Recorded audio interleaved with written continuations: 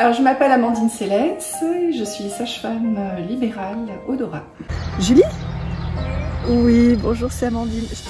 Dans la mesure où la grossesse est normale, puisqu'en tant que sage-femme, on a le droit de suivre que les grossesses normales, dites physiologiques, nous pouvons simplement faire la téléconsultation sans nous déplacer. Bon. De toute façon, tant que tu as moins de 10 contractions par jour. Je pars du principe qu'à partir du moment où elle sent bien son bébé bouger régulièrement dans la journée, le bébé va bien. Eh ben, je dis Julie. Mon grand rêve d'enfant, c'était d'être astronaute.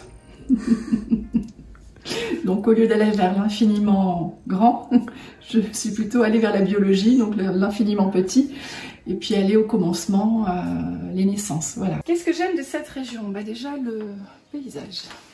Voilà, j'avoue, j'étais très... Moi qui suis originaire du sud de la France, j'ai eu le coup de cœur pour le Dora, parce que le Dora me fait penser à mon village d'enfance. Les oiseaux dans les arbres. Alors, les chants des oiseaux ici, c'est... Ici, il y a 3 ans, j'ai fait de la cramaillotte. La quoi? La cramaillotte, c'est une espèce entre la confiture et le miel, on va dire. Mon métier de sage-femme, c'est aussi d'éduquer, c'est l'éducation à la santé. La santé, c'est aussi l'éducation au respect de la nature. Et c'est dommage qu'on ne s'appuie pas plus sur l'organisation du vivant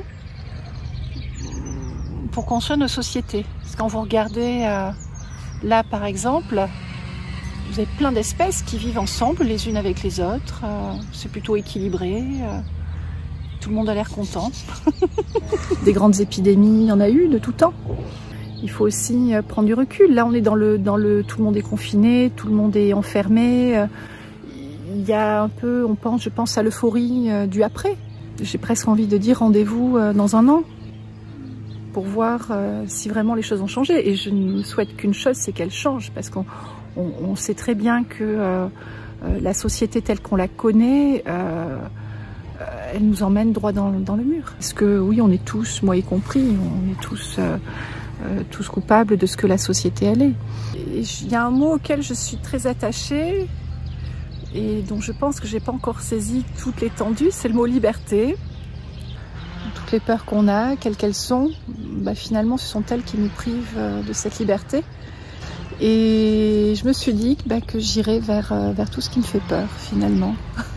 Les araignées, les insectes, le fond sous-marin. Et que peut-être il serait temps que vraiment on se centre sur l'essentiel, sur profiter de la vie. On disait laisser les peurs de côté, arrêter d'avoir peur du voisin, arrêter d'avoir peur...